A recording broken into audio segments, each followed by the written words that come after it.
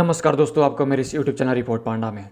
दोस्तों, आज की इस वीडियो के माध्यम से हम लोग जानेंगे post office senior citizen saving scheme 2023 के बारे में कि कितना रुपया जमा करें कि हमको हर 3 महीने में 30,000 रुपया मिले।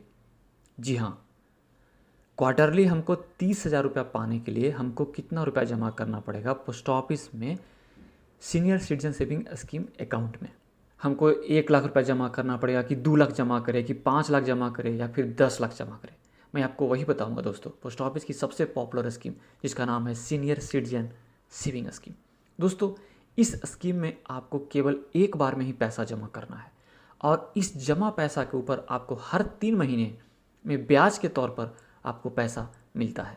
मतलब कि दोस्तों, इस स्कीम में जमा पैसा के ऊपर क्वार्टरली आपको इंटरेस्ट मिलेगा।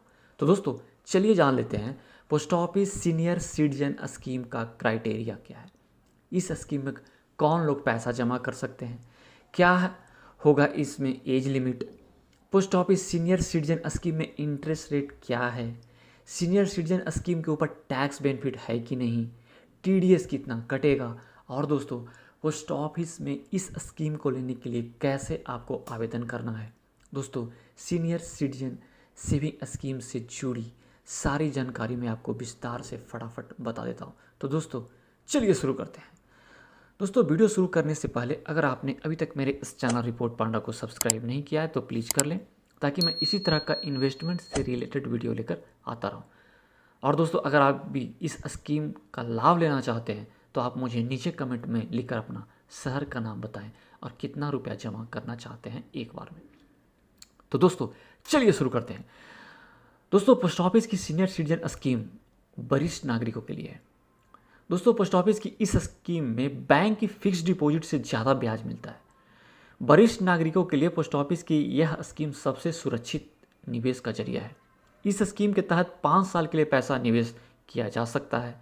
मैच्योरिटी के बाद इस स्कीम को आप और 3 साल के लिए आप बढ़ा सकते हैं, यानी एक्सटेंड कर सकते हैं।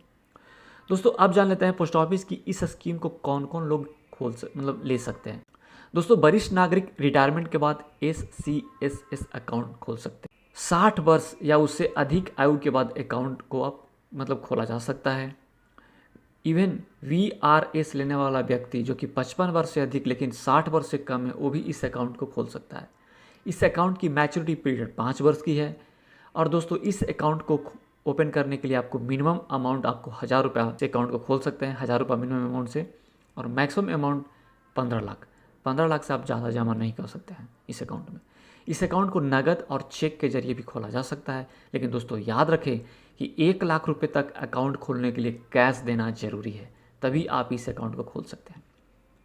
अगर 1 लाख रुपये से अधिक रकम से आप अकाउंट खोलना चाहते हैं तो आपको चेक देना अनिवार्य है।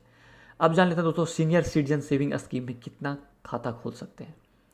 तो दोस्तों, वरिष्ठ नागरिक एक से अधिक अकाउंट खोल सकते हैं। पति या पत्नी दोनों एक साथ जॉइंट अकाउंट खोल सकते हैं।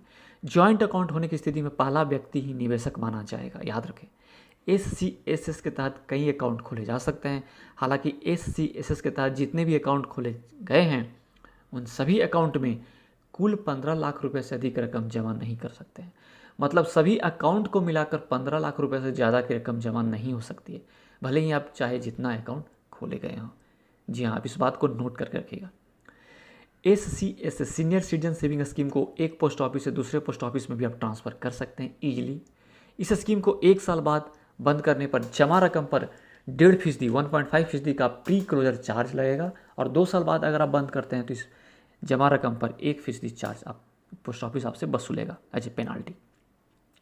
दोस्तों, अब जान लेते हैं post office senior citizen saving scheme interest rate 2023 latest. मतलब कि पोस्ट ऑफिस की senior citizen saving scheme account के ऊपर अभी सालाना कितना ब्याज मिल रहा है। तो दोस्तों, अभी इसके ऊपर 8% फीसदी का ब्याज मिल रहा है 1 जनवरी 2023 से। जी हाँ दोस्तों, सबसे ज़्यादा ब्याज मिल रहा है 8%।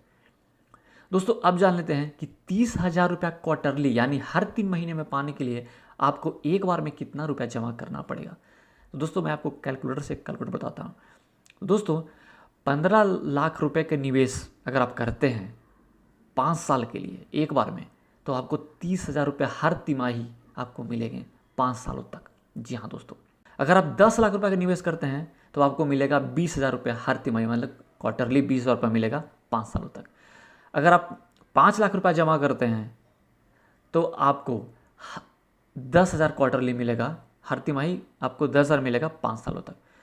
और दोस्तों अगर आप जानना चाहते हैं कि हमको 1 लाख रुपये जमा करते हैं या फिर 2 लाख जमा करते हैं या फिर 3 लाख जमा करते हैं, तो आप मुझे नीचे कमेंट में लिख कर बताएं, मैं आपको बताऊंगा कितना आपको क्वार्टरली मिलेगा।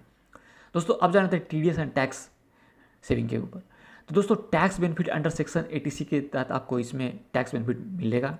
TDS is applicable on interest and 50,000 in one single financial year. अगर आपका सिंगल फाइनेंशियल ईयर में आपका 50,000 रुपये इंटरेस्ट बन रहा है तो आपको TDS कटेगा। SC/SS स्कीम आप कैसे ले सकते हैं? तो दोस्तों पोस्ट ऑफिस में जाकर आप SC/SS अकाउंट ओपन कर सकते हैं इजीली। डॉक्यूमेंट्स क्या क्या चाहिए आपको? तो normal KYC, ID proof, address proof, photo, bank account detail, pan card. तो दोस्तों उम्मीद करता हूँ क्या जानकारी आपके लिए वैल्यूएबल होगी। तो आप मेरे इस वीडियो को लाइक करें, शेयर करें अपने दोस्तों के बीच, और दोस्तों मेरे चैनल रिपोर्ट पांडा को सब्सक्राइब जरूर करें। धन्यवाद।